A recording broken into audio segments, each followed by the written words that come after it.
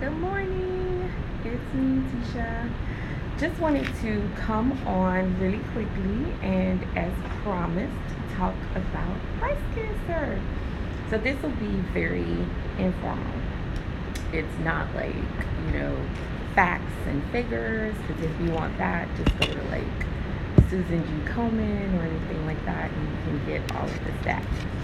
I usually share every year like my experiences and encounters with patients with breast cancer in hopes that it will help others. Hey, thanks for joining. Tell me what city you're in. I'm always curious, like, where are my followers? And so, just sharing like stories that I, encounter with patients with breast cancer and, how they were diagnosed, and hopefully that can help, hey, Port Arthur, others avoid similar situations. So, first thing, mammograms. It seems like common sense, right? If you're over 40, get a mammogram, whoop de whoop, right? Why wouldn't someone go get one if they know that, right? It seems so obvious, so simple. Hey, Jamal.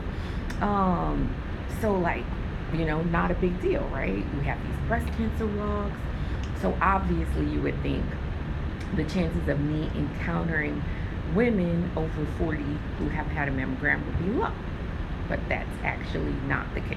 I meet lots of women over 40 who have never had a mammogram or had a mammogram and but didn't go and get another one when it was recommended. I've had patients who had a mammogram, the mammogram was abnormal, they told them to go back, and they just never went back. So you may be wondering, well, that's crazy, they just don't care. But actually, that's not true. A lot of times it's denial, fear, they're afraid. I'm Jamaican, so like for years my mom would tell me, well, I'm not going to go look for something, right? With this kind of idea, if I go look for it, then it will be there. And I remember my mom's a nurse, okay, so she has medical training, and she still didn't want to get a mammogram. So that fear is huge. So I would say to you all, if it's your mom, your sister, your wife, do not take for granted that they're taking care of themselves. Women are very notorious for taking care of everyone else and neglecting themselves. So this is the time where I need you to take care of them, okay? And if that means taking a day off work, making sure she schedules it and tell her, whether that's sister, mom, friend, I'm going to take you to lunch that day, you go get your mammogram, we'll hang out, and just making time. What happens if that doesn't happen? What happens if they don't go get that mammogram? 1 in 8 women will get breast cancer in their lifetime. So think about your brunch crew, right? Or your whatever crew you have. But more than likely there's probably at least 8 people, right? So that means 1 out of the 8 of you will get breast cancer. When? I don't know. But it's not just when you're over 40. One of my colleagues that I worked with actually got it in her 30s, and she felt something in her breast. She actually went to a friend to get it checked, and they said it wasn't cancer, but she felt like something wasn't right. Something was off. My cousin just joined. Hey, mamacita. She's pregnant with our baby girl. I'm having all my kids through her right now. This is number 4. So they said it wasn't cancer, but she felt like something was not right. So she went and got a second opinion. Long story short, it was breast cancer. So I say that to say, you know your body better than anything else.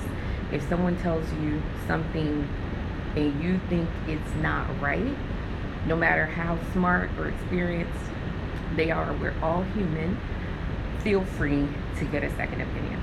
So very important to get mammograms done. Fear stops a lot of people from getting mammograms or getting follow-ups. And get a second opinion when you feel you need one.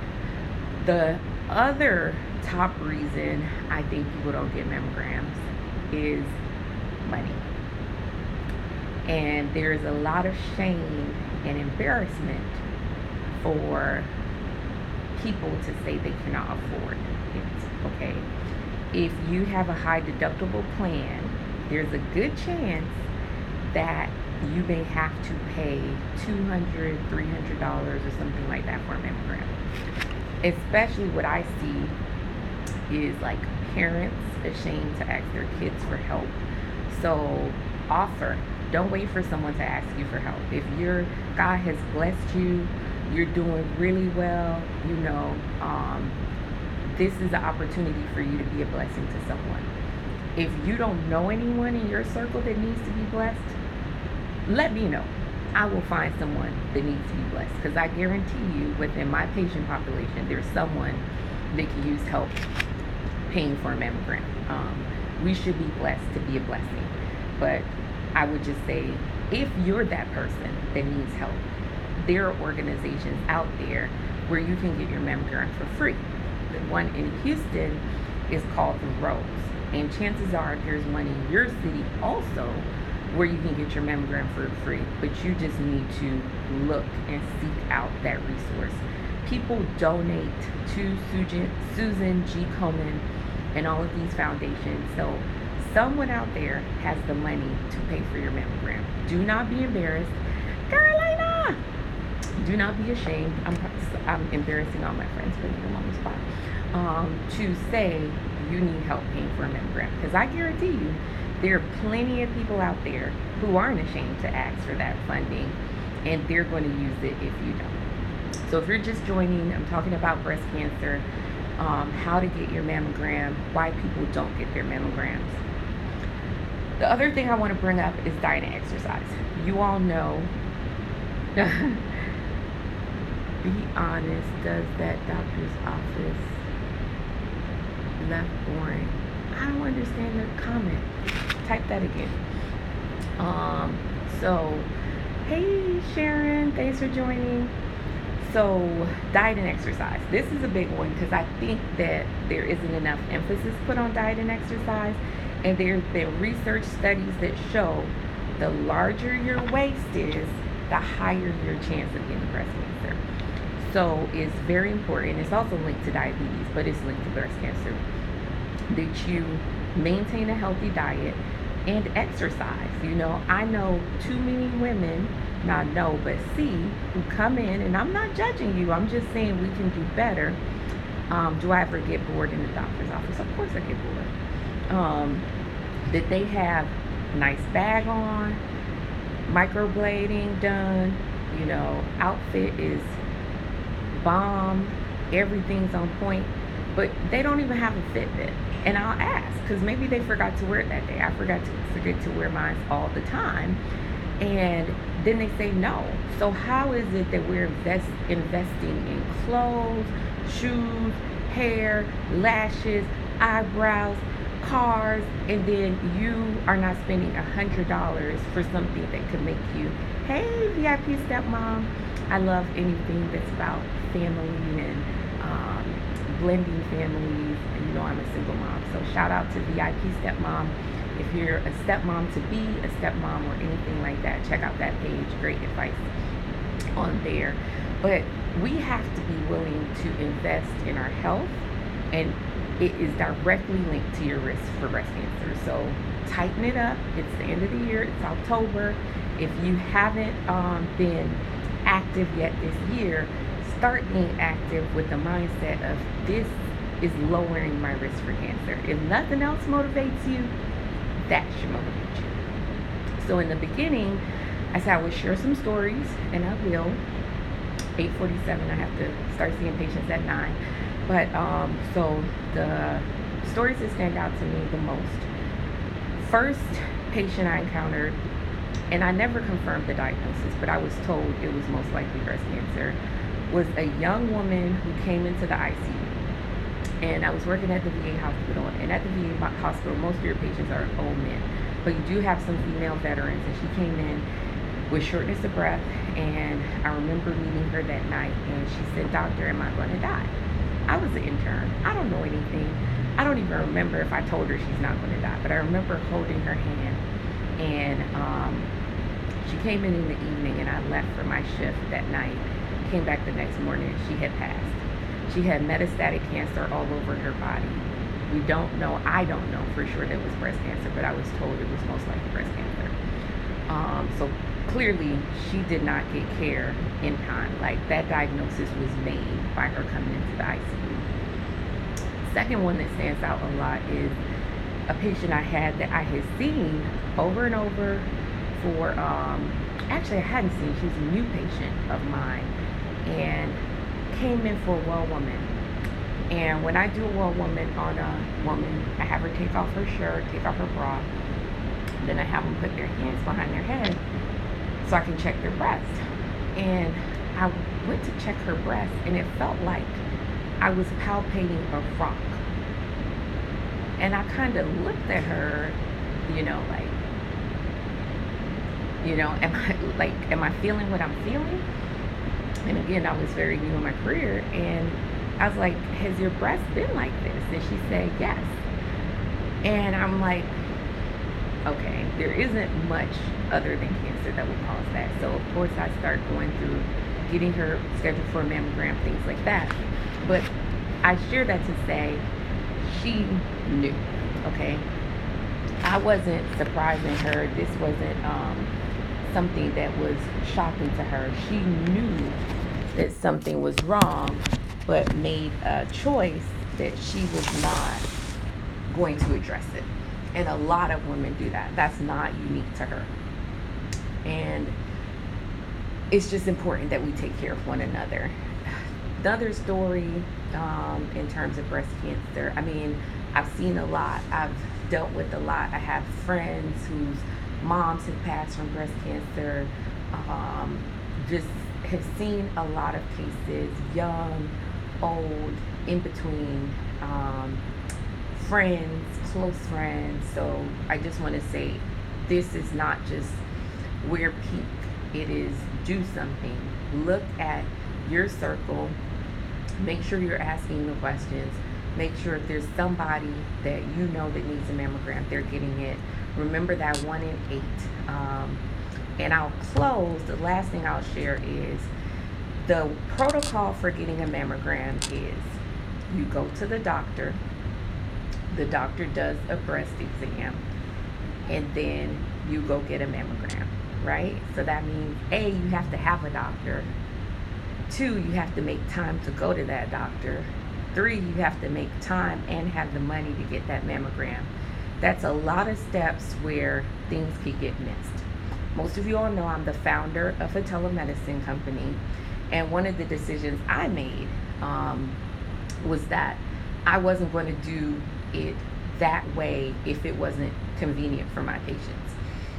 So for people who could not come in for a physical, get the mammogram order, and do that, I would just order their mammogram through a telemedicine visit. Saw them just the same way I'm talking to you on Instagram, through the computer, got their results, had them come in for their breast exam while reviewing their mammogram results. That means instead of a visit to get the mammogram ordered, go get the mammogram, come back for the results, that's 3 appointments. I got them down to 1 with me to get their mammogram results and do their breast exam post mammogram. That's the teacher protocol for people who don't have a lot of time, money, resources to cut down on their cost and make it more convenient. Every doctor is not going to do that. That's not the standard way of doing that, but that's something that I have made a decision as a doctor to do for my patients when it's not convenient. So any questions you have about breast cancer or comments, concerns, tweet me, Tisha, Tisha Rowe, MD. DM me on Instagram. My Facebook page is the same, facebook.com/Tisha Rowe, MD. I'll upload this to YouTube, so you can let friends know they can check out my YouTube channel if you found this helpful. And then Rodocs.com if you want to actually see a doctor, get the mammogram ordered, if there are any blogs, anything like that that you think this information would be helpful for, I'm happy to do Facebook Lives in groups for women who may need to hear this information and do a Q&A. I'm happy to be a guest on your podcast if you think this information would be helpful for your audience. And that's no charge. This is just me paying it forward and wanting to make sure we're taking care of each other and our mothers and sisters are taken care of. Share it with your church, share it with your circle, share it on your Facebook, from YouTube, so that people know what they need to know when it comes to breast health, breast cancer. And guys, yes, guys get breast cancer too. If you have boobs, check them, check your chest. If you feel something, see your doctor. We love you, we care about you, we're not neglecting you in this conversation. Thank you, Matthew Knowles, for being transparent and sharing your story so that you can empower other men to take care of themselves as well. Well, that's all I got, guys. Time for me to go and see patients. Just remember, be blessed, be positive, positive affirmations, lunchtime, workout, meditate, protect your peace.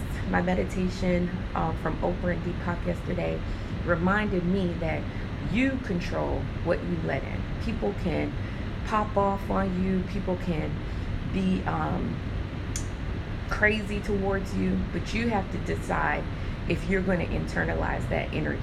Because if you do, I strongly believe, and it's been shown, stress, all that stuff contributes to your body, stress levels, releasing certain chemicals, hormones that may increase your risk of cancer. So just protect your peace. Don't let anyone stress you out. I saw a wonderful article from a teacher who passed of, I believe, throat cancer, and that was her advice in her self-penned obituary. Do not let the small stuff stress you out. So don't let the small stuff stress you out.